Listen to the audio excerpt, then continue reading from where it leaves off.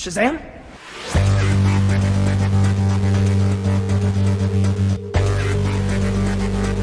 Peacemaker. What a joke.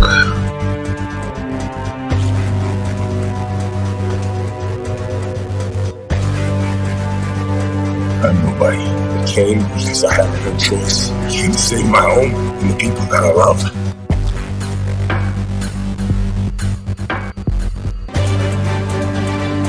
Truth, justice, the American way. I'm vengeance.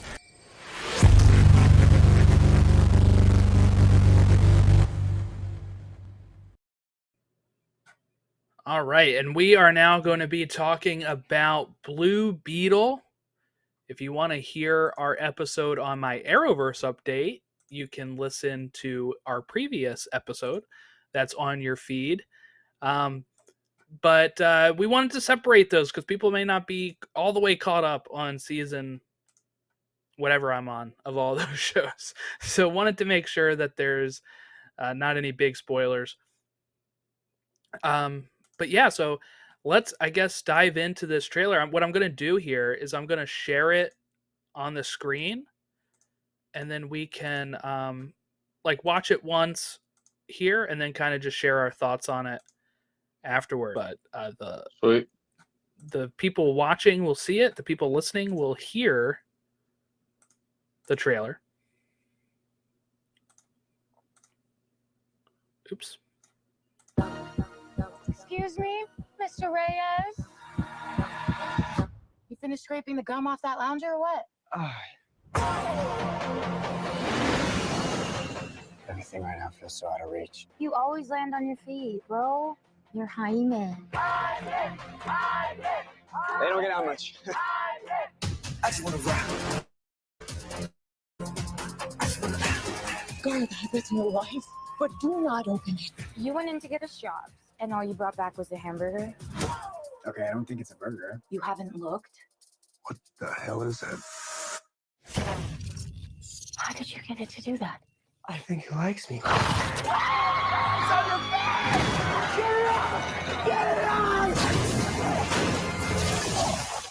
Jaime. This ain't what you want. This ain't what you want. This ain't what you want. This ain't what you want.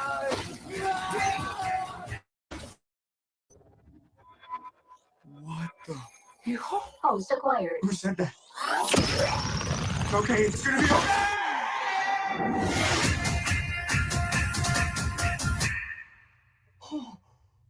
Oh, my space. Re-entry systems ready. This ain't what you want. This ain't what you want. This ain't what you want. what is going on? I just want to rock. It's called the Scarab. It's some kind of world-destroying weapon. It's designed to protect its host. This ain't what you want. Sometimes it does what you want, and sometimes it doesn't. I think I cut a bus in half. The Scarab chose you, but it belongs to me. That love you feel for your family makes you weak. I just want to rock. You won't kill my dog, standing my money all on my side. The universe has sent you a gift to figure out what you're gonna do with it. That's my high. 1, 2, 3, 4, 5. Whatever you can imagine, I can create. Let's party. Nice choice. I just want to rock.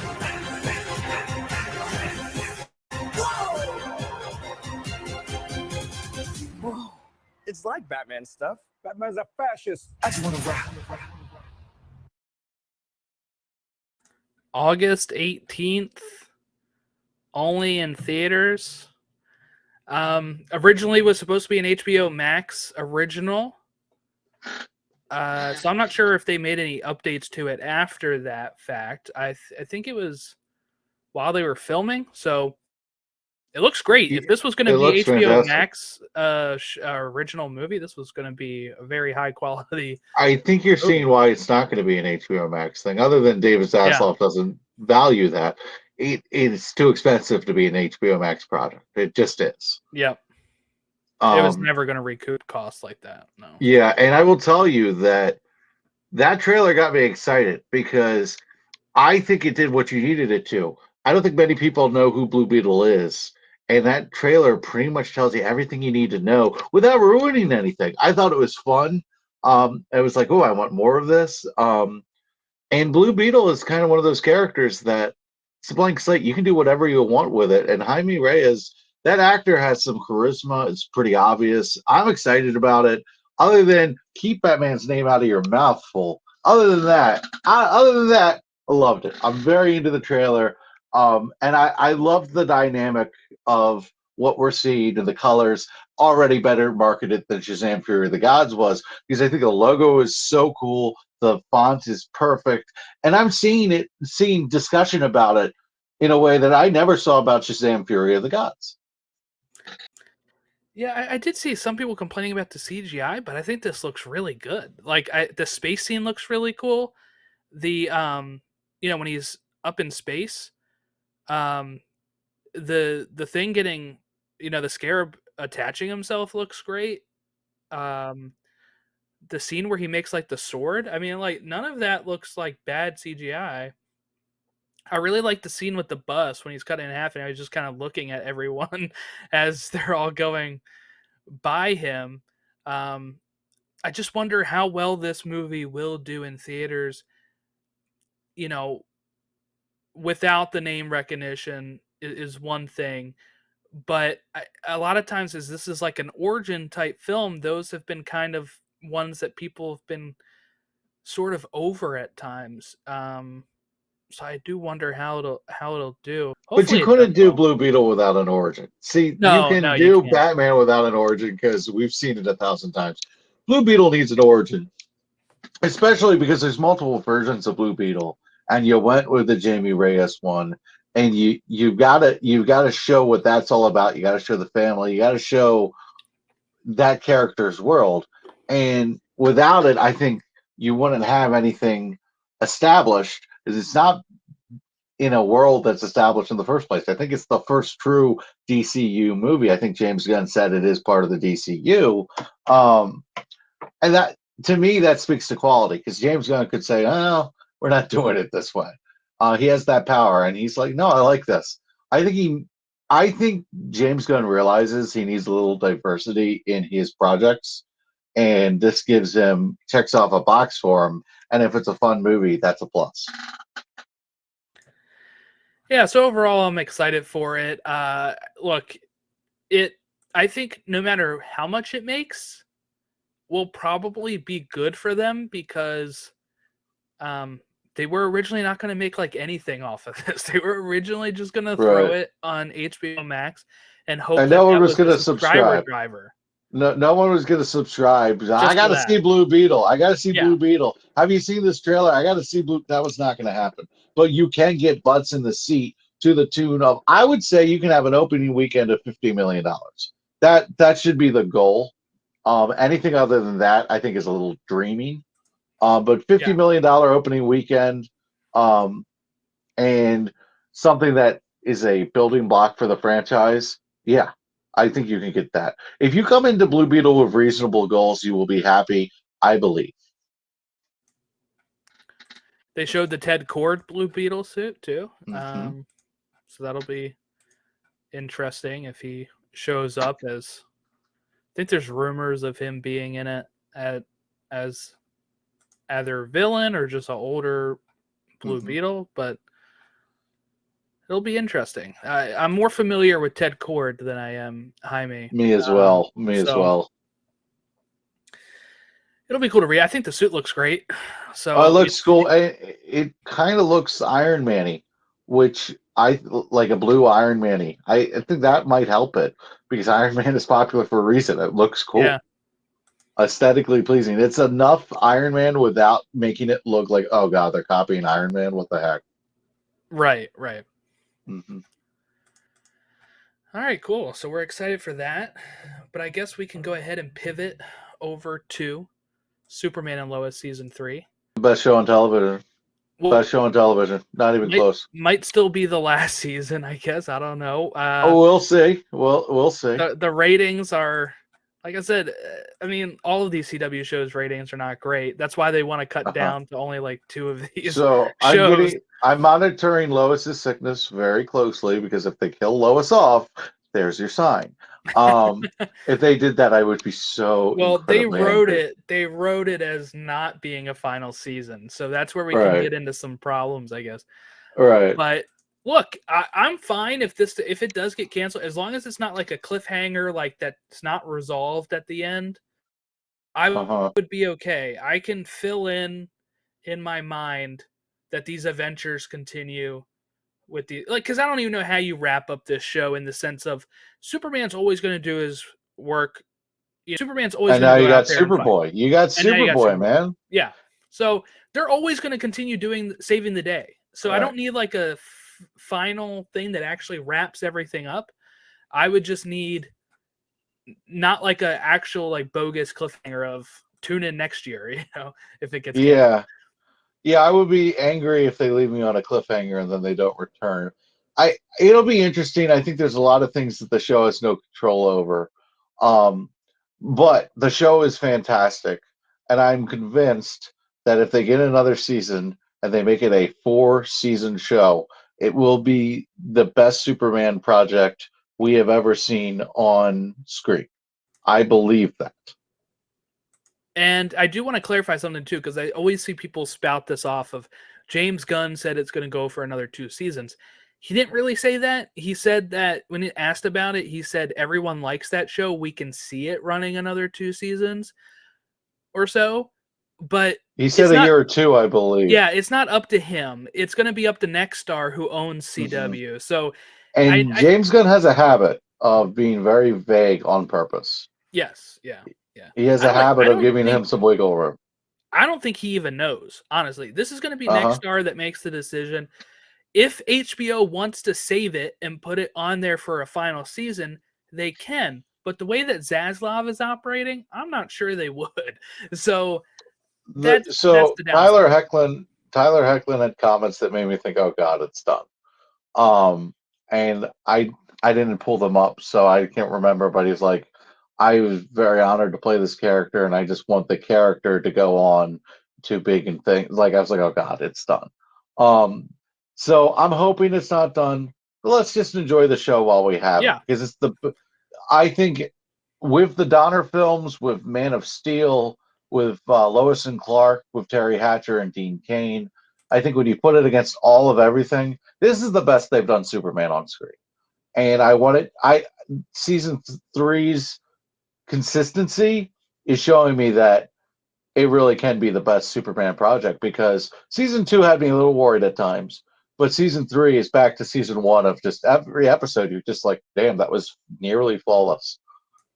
Well, and I'll say part of that, right, is the fact that we have a really good villain this season in Mannheim. I thought you were going to go with Todd Helbing. Well, Todd Helbing as well, but that's your thread. But I think if we look at season 2, the weakest part was that it was Ali Austin, right? Yeah, Bruno Mannheim is pretty badass. Season 1 had a really very good interesting character. Season 3 so far has started off with, and this is like a very familiar Superman type villain.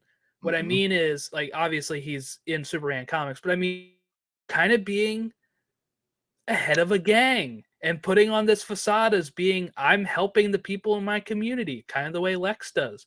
And I think that kind of thing is very in line with the character of Superman.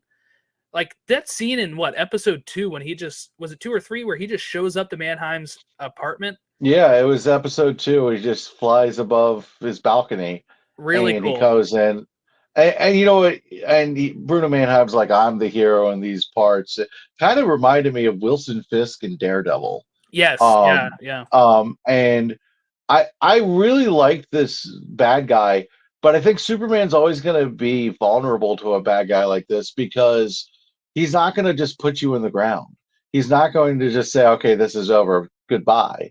And because he's the big blue Boy Scout, he's got to beat you the right way. If Superman didn't beat his characters the right way, Superman's stories would last 1 second. which is why he's such a compelling character. It's also why some people would say he's boring. Well, and I think,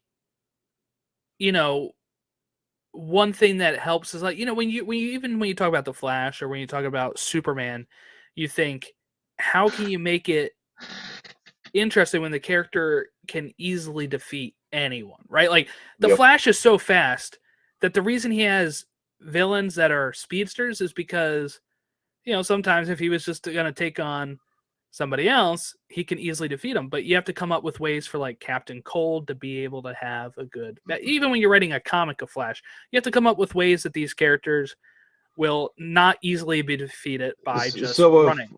With Flash, it's very much like Superman. Mhm. A lot of times, especially in the comics, they come up with he runs full speed into it, and they get him in a trap or they trick him. Yep. And that is Superman. I'm noticing what Superman and Lois's strategy is. They have a two-pronged approach. They don't just attack Superman. They say, "Hey, this is going on here. You have to go save the day."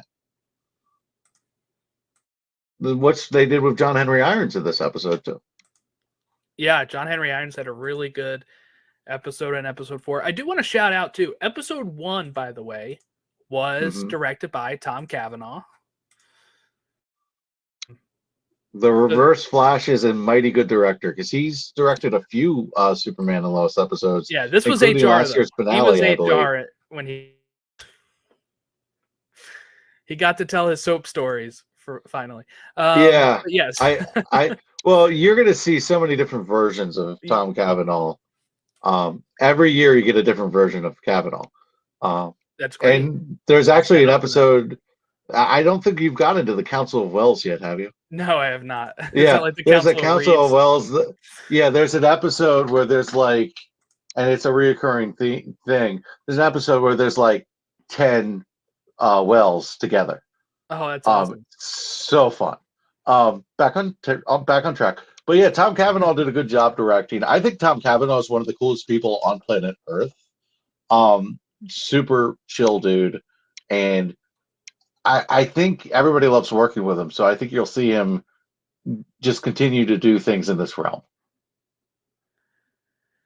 Yes, and he's the episode director of episode 2 was Elizabeth Henstridge, who was part of Fitzsimmons on Agents of S.H.I.E.L.D. So some comic book fun going on there. And I think last year was the one who played the Pink Power Ranger, Kimberly you're right. She directed one last year. So that's really cool. And the next episode 5, coming out this week, is directed by David Ramsey, who plays Diggle. Really? So he's done a few. Okay. Well, I am interested in that. I find it interesting that the show remains consistent with all the different directors. And I think that's a testament to the writing. I think this show takes on a lot of mature subject matter. And for the most part, I don't think there's anything that doesn't make sense to like human psychology. I thought that this episode, the slap of Sarah was a little overplayed. And by, I thought it was almost like, okay, you've never been hit before, but still, it's a little one-sided. But other than that, I thought the material they tackle is so mature, and he never comes off as a CW show.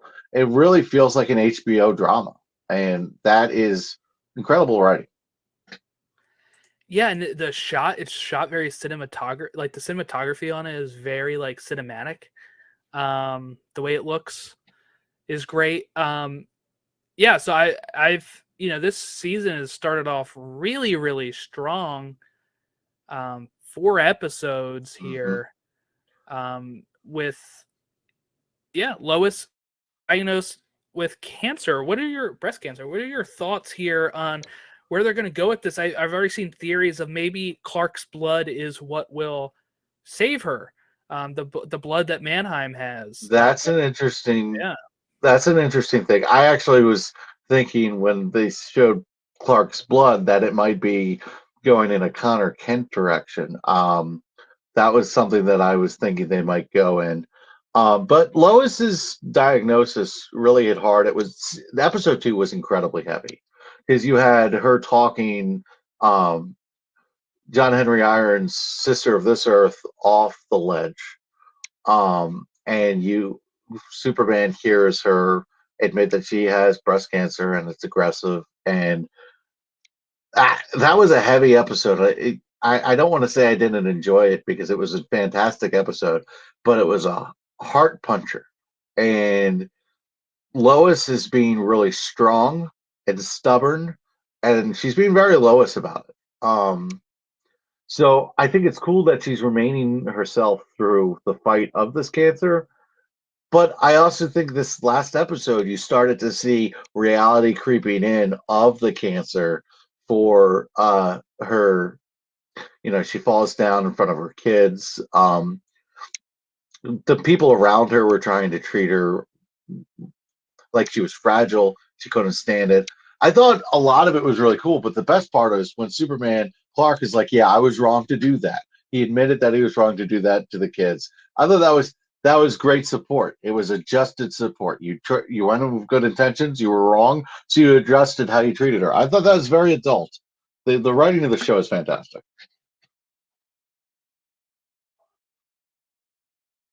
Yes. That's only this, right? Is that like some of the serious stuff that they take with this will make it harder for me to rewatch it in the sense of like when we're talking about like the first, especially like season 1 of The Flash, right? Like I think I can rewatch that a lot because it's fun, it's light, breezy. This will be more of like, okay, do I want to like give myself some deep thought on the existential, life and finding out you have cancer when your husband is somebody that is going to probably age very slowly, and you already know you don't have all the time with him, and now it might even be, there's stuff there that Lois, I'm sure, will be going throughout the season. I'm wondering how long that plot will go on. I'm assuming in the whole season, but that she will. I think she'll survive the show, Superman and Lois. Yeah, I listen to other podcasts. Obviously, we both do. Mario Robles, the Fanboy Podcast, said that it's John Henry Iron's sister. Inner gang is connected, so maybe she's not actually sick. I think now we can say she's actually sick, but the idea was that she's being manipulated into thinking she's sick as a distraction to Lois digging deeper on Mannheim. That was an interesting idea. And then the second and third episode went by, and I was like, yeah, that's not what we're doing. But that was an interesting idea. But I like where you're going with Superman's blood. I like where you're going with that could be what cures Lois. I can't take credit for that, but okay. Somebody else talked about it, but yeah. So I always try to give credit when because I listen to so many podcasts. One of the things I do when I talk about this stuff is I try to make sure I don't repeat what I hear because I don't want to be the jerk who takes other people's ideas. Yeah, no, it was I think just something I read on on Twitter or whatnot. Twitter, somebody saying, "Hey, I think the blood," and I think that may happen. But now that so many people think that, I'm thinking that might not happen. Well, if you notice, Superman and Lois throws you for a loop a lot of times. Every time you think you got it, they're like, "Nope, you don't got it," which I appreciate because a lot of the other shows don't do that at all. We still have a whole nother villain that hasn't been revealed yet with Amananapia, right? We don't know who that is. So and isn't Luther supposed to show up? Yes, later in the back half. Yeah. People have speculated that maybe John Henry Irons' sister is Amananapia, actually. That is an interesting, and you know what? They do kind of have the same height and structure. You can't quite tell if Onomatopoeia is a man or a woman the way that he's costumed or designed. But that would be really interesting. And it would be really interesting if John Henry Irons has to face his sister later on. That would be compelling because John Henry already has to deal with the fact that Lois isn't his wife on this earth yet. He's friends with her and Clark. So there's a lot that John Henry has to deal with in this show that wouldn't make any sense for anything we can even imagine in real life. Yeah, I love how she just kind of went with it though, Darlene, when he's like, Yeah. from all, he didn't even have to really explain that much that he's from another Earth. She's like, that's fine, that's cool. Well, Ride Ali over Austin tried to merge two worlds, so That's true, yeah. it's public knowledge. It's another Tuesday for them. Yeah, it's it's kind of like when you're in Gotham and you see Batman on top of the building and you're like, well, I didn't do anything wrong. I'm fine. Yeah. You know what though? I think it was in Supergirl. Oh, it may have been in Supergirl when she saves somebody and they're like, we're moving back to Gotham. And I'm like, whoa, whoa, whoa, whoa. Well, why would you? Yeah. Why would you go to Gotham of all places? Like Gotham is literally famous for having cheap living rates because it's a horrible place to live. Right. Oh my goodness. Let's talk about the scene we probably all want to talk about, which is my the favorite diner scene. my favorite Superman scene ever. I thought it was incredible control by Clark. I loved when Lois said, "This isn't a job for Superman. Don't worry, he's not going." Perfect. Yes. Chef's kiss. And then he let him attack. Clark let the stereotypical redneck guy, attack him. I thought there was so much to balance in this because you had established characters. You had Candace, the daughter of the guy, and then you had the Cushings, right in a booth across from him. And so it was like there's a lot to balance for Clark in that scene. But I loved how he just matter of factly said, "Sorry you had to witness that. I hope I didn't ruin your dinner," and just goes. And I thought that was so good because he could have easily given up the fact that it was Superman by accident by like killing him basically, and it would have been easy to accidentally kill the guy. It was so great control. Yeah, he I was gonna ask, like, do you think he was smart in just like in the sense of when he kind of eggs him on and the guy tries to push him and he gets like just absolutely blown backwards from it? I was thinking some people might be like, whoa, See, but Clark's here's a little strong there. but here's the thing. This show never made Clark a bumbling idiot like he would be in like a Grant Morrison Superman story. Or he wears big clothes and he hunches over. He doesn't do that at this show. There's no doubting that Tyler Hoechlin is a strong man. Like that man is not going to pull off, well, I can't believe he did something athletic. That's just not going to happen. So I think they already know he was strong. He was a football coach too. So it kind of plays into what they already know about him. He's a strong farm boy. I want to point out here that the guy who plays Candace's was also in the first episode of Smallville. Really? As another, as Jeremy Creek. And he is the first metahuman or meteor freak that Clark faces off against in Smallville. So then in here in Smallville in Superman and Lois, he's another one that Clark goes up against. So it's a weird form of nepotism almost. Yeah, he also plays Murmur in Arrow, the guy who has got his lips shown. Oh my God, this guy's all over the place. He must live near Vancouver. He probably lives in Vancouver. Yeah. There's a lot of actors that pop up for that reason. Well, you know what's funny is I think it was like the time of the premiere. I don't know, the first time that we see Bruno Mannheim, or maybe the second time, I'm watching that. I go upstairs to watch Arrow, and who do I see? Chad L. Coleman, Tobias, and I was like, whoa. I was like, is he supposed to be playing Mannheim in this too? And then it was like, no, he's Tobias Church. But it's funny that very similar characters. Very similar characters. I watched an episode with him. I went right upstairs to watch Arrow, and it was him on the screen again. I was like, this is crazy. Yeah. Well, yeah, he's very similar characters, but some actors are just good at what they do, and Mhm. that's his lane. That's what he's good at. And more power to him because he's very compelling as a villain. He's very compelling as a villain because he's got this like cocky smugness that like you can act like, but it feels like it's warranted. Like it doesn't feel like he's a cocky smug person for no reason. He thinks he can mess you up, and you kind of think he can mess you up. So Yeah, that's yeah. yeah. I like that actor a lot. I think he does a great job.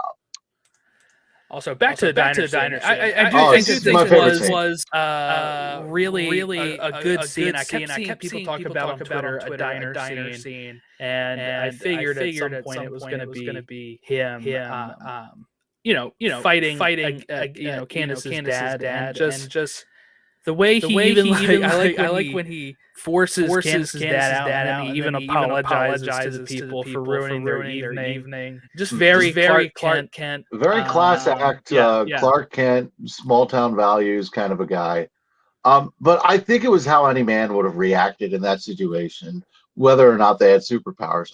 You pull a gun on your wife and you give your kid a black eye. I don't think anybody is going to be mild mannered about that, whether they're Clark Kent from Smallville, just a simple farm boy. No, I don't think it matters. Okay, when you attack someone's family, I don't think that matters anymore. And when you pull a gun on someone's wife, that's messed up. And they didn't even know that the guy stole Jonathan's truck at the time. I don't believe, or maybe they just found out. They did at that point. Yeah. Okay, yeah. But they just found out before he left that he had also stolen the truck. They didn't know about that until tonight. One of my favorite moments of the episode was when he could hear the heartbeat of Candace's dad driving away, and he's like 2 counties out now. And that was such a good Superman scene. If you had that power to hear someone's heartbeat and signal it out, so useful, so useful. I think the Candace living there is going to be a little weird. Have to be careful what they say with Clark and Jordan. Well, yeah, they can't get away with anything in that house. But they are going to be spending an awful lot of time there, and they already know they like each other that way very much. So that'll be interesting. I'm a little bummed out. It just started pouring, and I was about to grill steak. So hopefully this rain stops. But back to the show. I think it's very interesting that Clark and Lois are down with that, and it was Lois's idea. She was the one who was so angry when they got caught. I think you have to be okay with it in this sense because there's no way she can be safely at home. Where else is she going to go? And I mean, it is going to probably be for a limited time, I would think. But I especially because they're think almost 18 at this point, so Child Protective Services wouldn't even be that great of an answer. Jonathan will try that again with her in the house like that. I do think that these kids do learn when they get yelled at, especially by their mom, more than when they get yelled at by their dad. Right. So I do think that that's probably not where they're going to go, because I hope not, because that'll just rehash the storyline. But here's a problem I have though. Candace is the reason Jonathan got in so much trouble. They're a little chill of Candace for that. About that, like there's no comeuppance for her with that family, and I feel like she would kind of be a villain to that family almost. The parents would have to be won over by her, I would think. I think they kind of cover that enough with the dad, right? Like I really think that the only reason she was doing that was because his dad is such a bad person. Yes. Yep. Yeah. And she was they're definitely understanding. They're definitely understanding.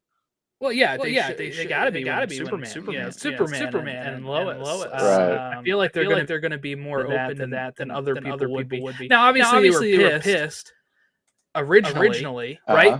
But I think she did apologize, and I do think that. Jonathan's back at school, so everything's back on track, and I think they also think maybe they can help Candace with not having to slide back into that stuff. Right. They kind of they can kind of save her life almost. Yeah. And Candace is actually kind of winning me over in the way that she gets it. She she she loves her dad, but she gets it, and I think that if she was a little less for if she was a little more forgiving of her father, it would be a problem. But I think it's a very fine balance, and her seeing Clark do that, She's smiling. He's getting his comeuppance. It's every dog has its day, and that's his day. Um, man, it's just a lot to balance there. It's very emotional for her, I'm sure. But Clark is what I love about Clark is he said sorry you had to see that, Candace. Like he didn't want to do that in front of her. And he even says that to her dad. Like, don't make me do this in front of your daughter, right? And it shows you how much her dad does not care about her feelings. It doesn't register to him. And that's tragic. It's absolutely tragic, especially when you juxtapose it with all the other parents in this series. The Cushings really care about their daughters, or their daughter and their sometimes daughter.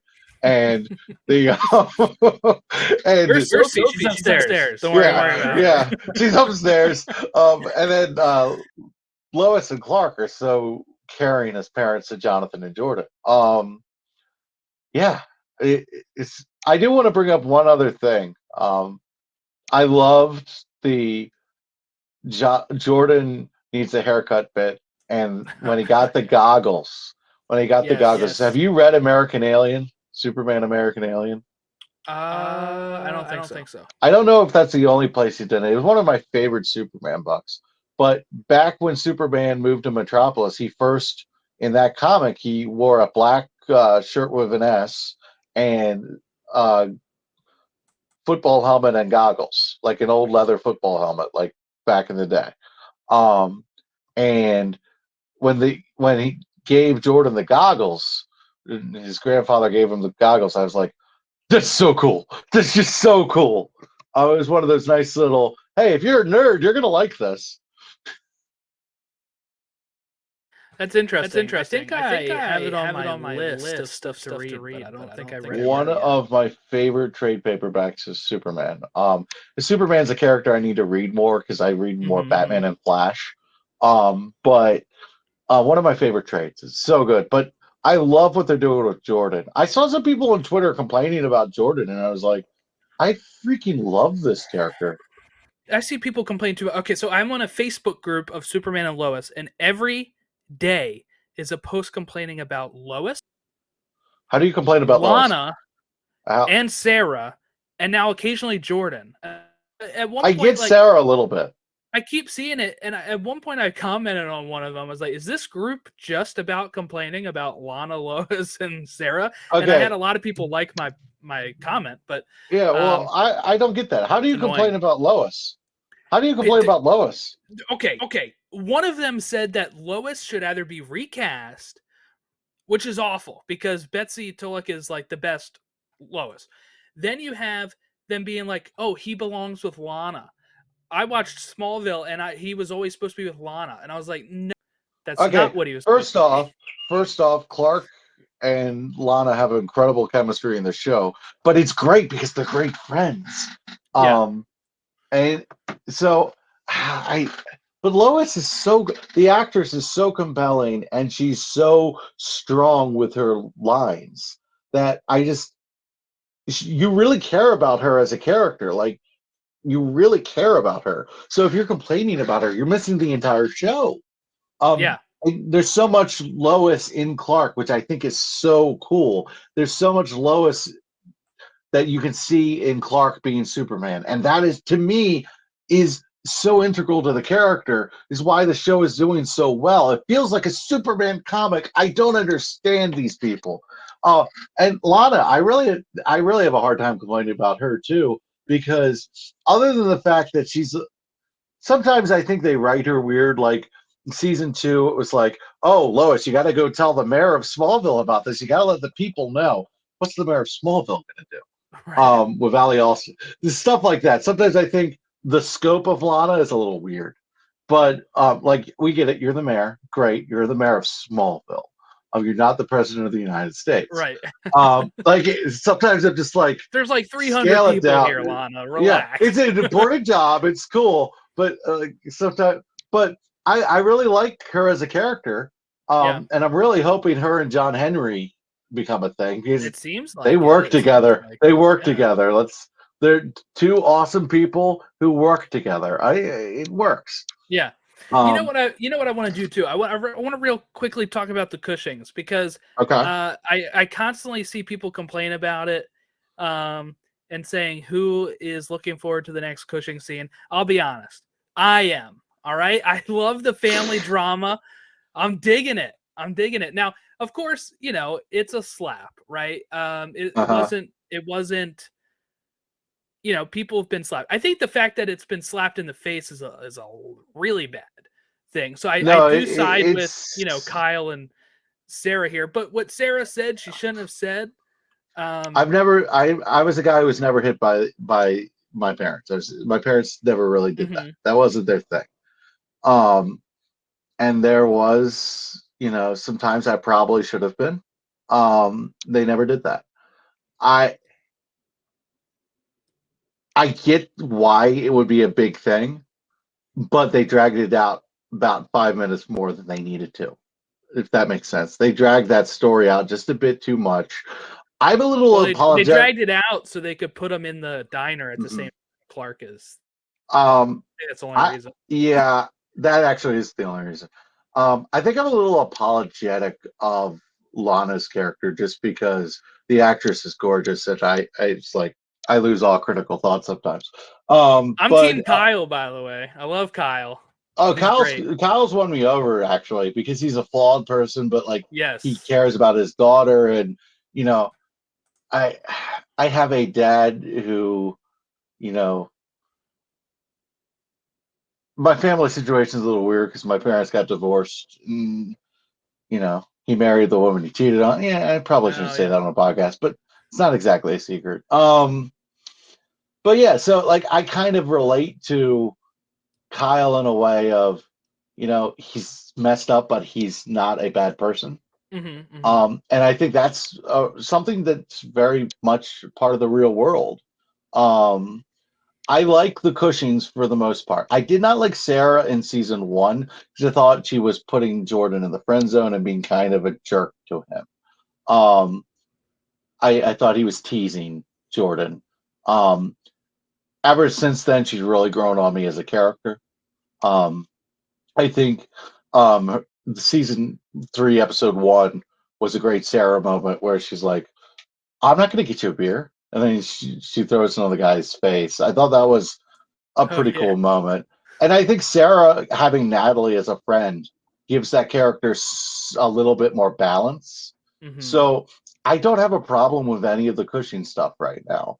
I did have a problem with the Cushings in past seasons because Kyle was freaking annoyed in the beginning. And Sarah was teasing Jordan, and it never felt like anything was going to happen there. So yeah, it was a great. I think it's been handled well. I have a problem complaining about them. I think the problem is they are a little too detached from the Superman stuff, and that's why. But you kind of need that. I do. I do think you need that. I think there's times where you need that. And so far, only Lana, well, I guess Sarah knows does Sarah know that he's Superman, or does she only know about Jordan? Do we know that? I would assume that she knows about Superman. Kyle doesn't, right? No, Kyle doesn't know. But here's the thing. Sophie doesn't know either. She's never around. Sophie doesn't know anything. Sophie doesn't know anything. She might as well be living well with her grandparents. She just walked down the stairs in her house like, Mom? Sarah, where are you? Yeah, I made my Cushings disappear. I made my family disappear. Dinner at the diner without her. Yeah. Who's babysitting? we know it's not Lois. Jesus. That's funny. That's genuinely funny. Yeah. I like the Cushings, but they are a little detached from the Superman story, and I think that is the biggest problem with it. It's a family show, and how do you have a family show without another family? Mm-hmm. Yeah, it's a good palate cleanser at times too. When you're like, we just need a family moment. Especially when While the Superman stuff gets so heavy. yeah, When the Lois stuff gets so heavy. Um, sometimes it's like, oh, we need a Sarah texting Jordan thing. You know, right. and I think Sarah and Jordan will end up figuring it out. I think that's the end game for the show. They had all the times in the world to just say, no, we're not going to pull at that thread anymore, and they're still building that up. So I think they'll figure it out. I like Jordan so much as a character. Um, Me too. Not I just because we share names, but no, I well, do you've like got a bias. You've got a name bias. I do Um, because you know what? So here's a whole different world. If you want to go on mhm, Reddit and go to Superman and Lois subreddit, they're all yeah. Jonathan fans, and they're all upset that Todd Helbing gave powers to his show created character Can instead of Jonathan. can I And go you on a know bit what? of a soapbox here? Yeah, right before you do, I do want to say Okay, I am team never give Jonathan powers. I do not need two thank super you. sons in this show. I agree 100%. I also think it would screw the show up if there'd be too much focus on the Suns if they did that. My soapbox is people like Jonathan because he's the neurotypical one. He is the neurotypical one. Jordan, whether they say it or not, is a neurodivergent character. He had anxiety problems in the past. Superman, to me, the whole Kryptonian thing on Earth, very much an allegory to autism. Jordan is the character with issues, and he is the character who is a little socially awkward. He is the character that I connect with because he is the neurodivergent character. And I think it is so important that a character like that gets his due, gets his props. And he has so much more character building in the show than Jonathan. So how could you love Jonathan? Jonathan half the time doesn't even have a thing to do other than mess up. I really like Jordan. Um and I have a real problem with people liking Jonathan because he's the one who was supposed to have powers. We know what you mean there. I'm sorry, we know what you mean there. That to me, and maybe it's just me putting my own personal life on the show a little bit, but when someone says, "Oh, Jonathan's supposed to be the one who has powers," I say, "Oh, the you don't want the one who's different." Well, I think for some of these people, it's literally his name. I do think it comes down to that. I think they're like, Jonathan's in the comics. Jonathan has to have powers. But here's the glorious thing. And here's why these things don't bother me.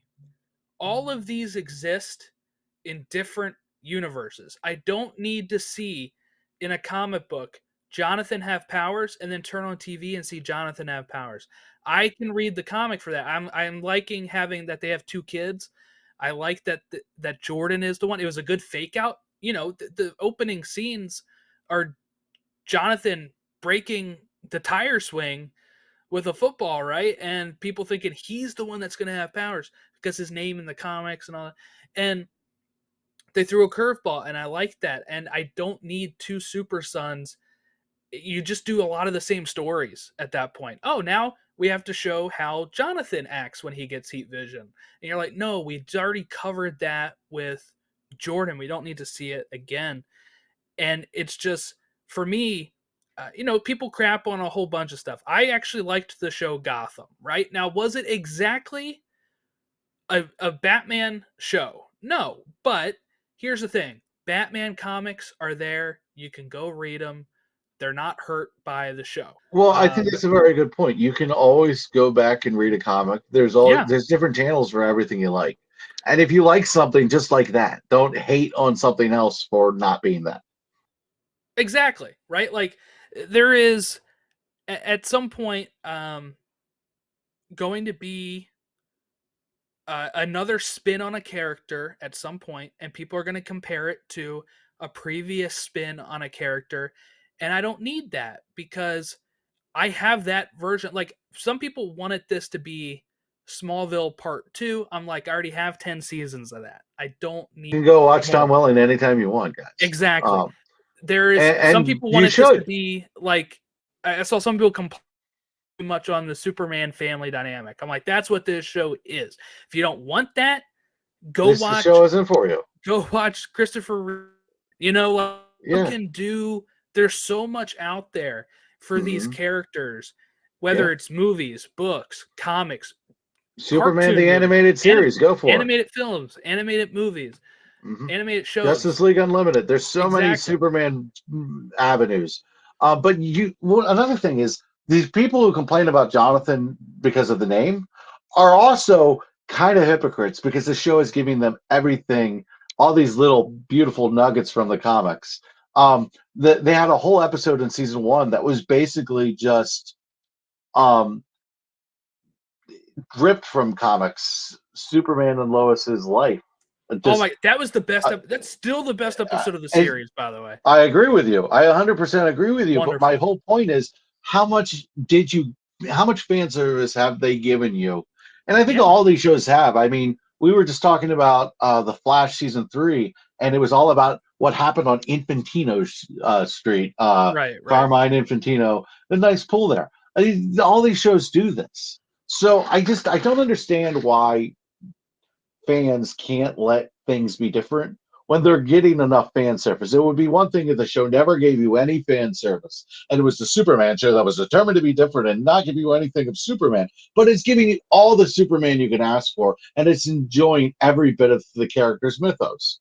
And so I can't take that seriously. I can't take that seriously if that's your complaint. And if you dislike it because of the reason I mentioned, I even further can't take you seriously. So Yeah. if you don't like Jordan as a character, it better be because, oh, well, he's whiny, or, oh, well, I don't like the way that he acts in this situation. Something like that. So a valid criticism of Jordan, but those two criticisms of Jordan, I have no time for.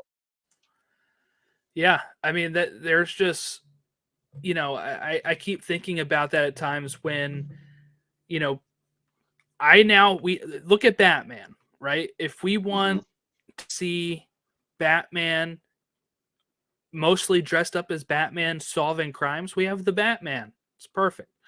If we want to see him in a more realistic setting, I guess we can watch the Dark Knight trilogy. If we want to watch him as a cartoony type guy, we got Batman and Robin and Batman Forever. You know, like there's so many ways that you can do it, and they're all valid. They all exist in the multiverse, and that's all I need. And doesn't Jonathan Kent in the comics, especially in this recent run where Superman was off-world, curly hair.